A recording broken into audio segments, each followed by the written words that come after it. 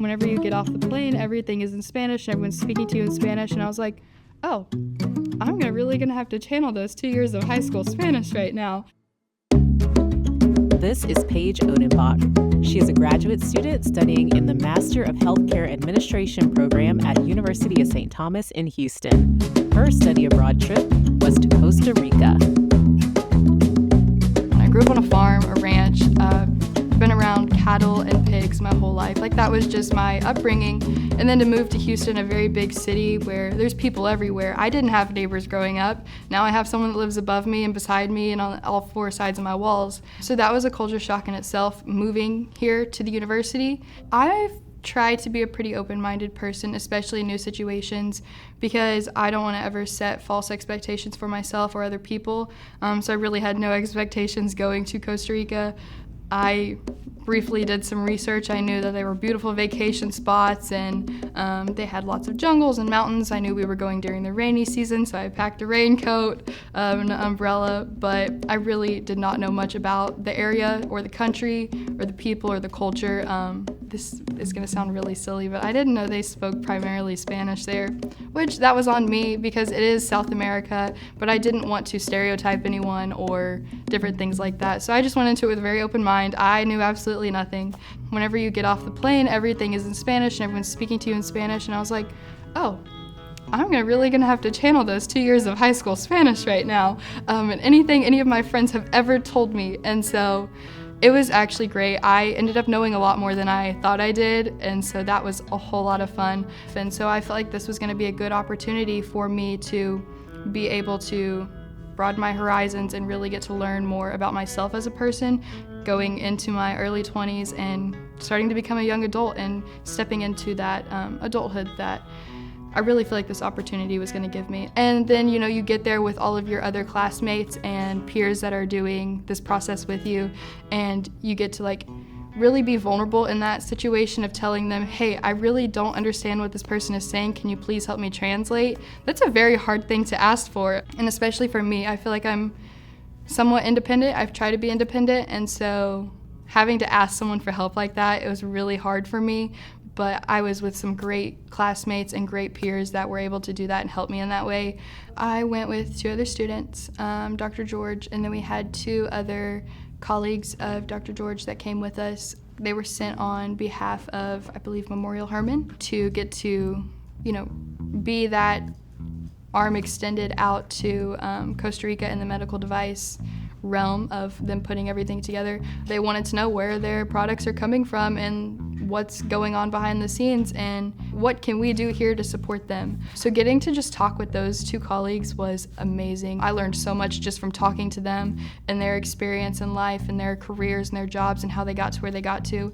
I was the youngest on the trip, which was a little nerve-wracking, but I tried to take it for what it was and really soak up as much knowledge from all of these people as I could. The course that I went to study was economics within the medical industry. And this wasn't something where we were going to sit in a classroom all day and it was going to be take notes and watch this presentation and here's a guest speaker. It was a very immersive experience. They took us to the factories, to the plants, to the offices.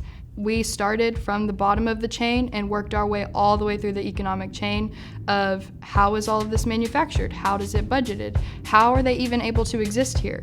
And so getting to see each step in their own environment was very unique and cool because I feel like I don't even get that opportunity all the time here in the United States. It was amazing. You can't even describe walking into these plants and everyone's, good morning, how are you? We're with the CEO of the company and he knows the factory line's name, person by name. He's like, hey Joe, how are you? Good morning. And they're just having a conversation. How are your kids? I feel like sometimes we get so caught up in the work life that we don't always take time to get to know people's personal life in the workplace. Getting to go through this immersive experience and see the culture of how much they love each other, how eco-friendly they are. They care more about their like their place in life is Costa Rica. They care so much about their rainforest and their environment, and that they know that they're only on this planet for a limited amount of time, and that they need to take care of what they have and where they are. And they can't control everybody else, and they're not trying to. And so they know that if they can do their part in their country, then that's enough for them. You think of these smaller countries and you think that they don't have, which this might be a common misconception, that you might not think that they don't have a super big impact on my day-to-day life.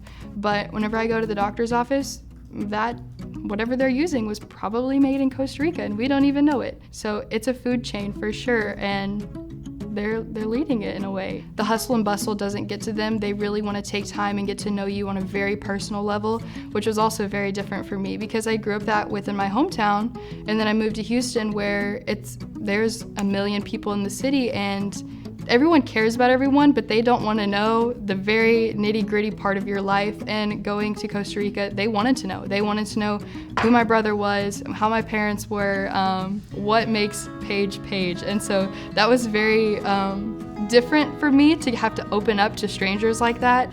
They're more like touchy, so lots of hugs and like kisses on the cheeks. That was very new for me as well. But I embraced the culture. I loved it. The people were amazing. It just made the experience so much more valuable to have that outlook on life. And it made me want to have that outlook on life of, we should care more about people, and we really should ask those questions and get to know them. I was sitting in the airport and on my way about to leave, and I was doing my summaries of my trip and my report that I could turn in for my final grade.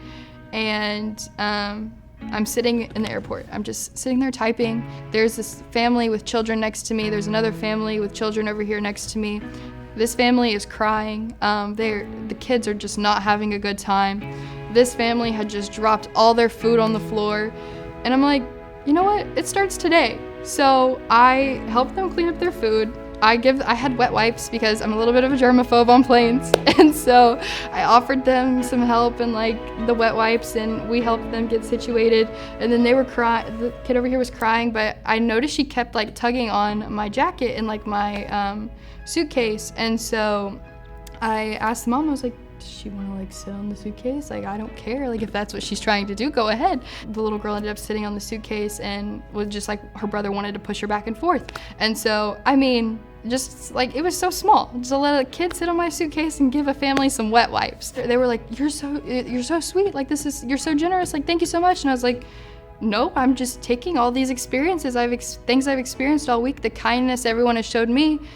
I want to be that person. I want to live into that because, I don't know, the world needs more kindness and more small gestures like that. And I feel like if we could all do 2 or 3 of those a day, we could all live in this way of Pura Vida and happiness and joy, and it could just be so much better for everyone.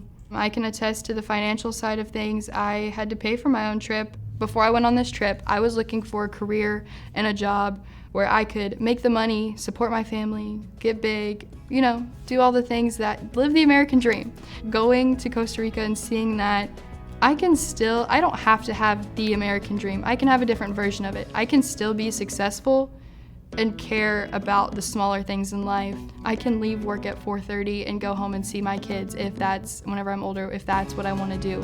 Because at the end of the day, what's more important, your job or your life?